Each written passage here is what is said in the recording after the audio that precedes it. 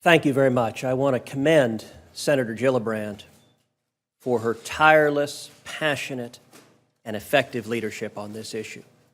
We would not be where we are today if it were not for her willingness to lead this fight. I am proud to support the Gillibrand legislation. I supported it in committee, and I'm proud to support it on the floor of the Senate because I believe it will advance justice and it will strengthen our military.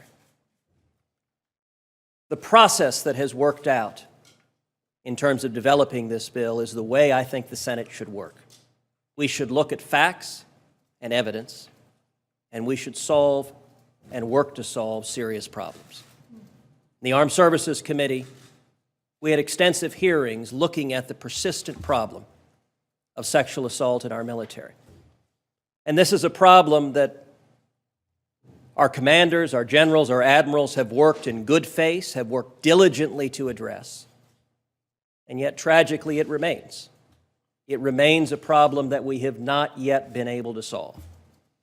And I can tell you, for me in the Armed Services Committee, what convinced me to support this legislation was two things. Number one, despite the good faith, persistent effort of our military commanders, sexual assault and rape has occurred at unacceptable levels, and the reporting numbers in particular remain persistently low. This is a problem on the civilian side, but it's been an even greater problem in the military side of those who are victims of sexual assault being unwilling, unable to come forward and report that attack.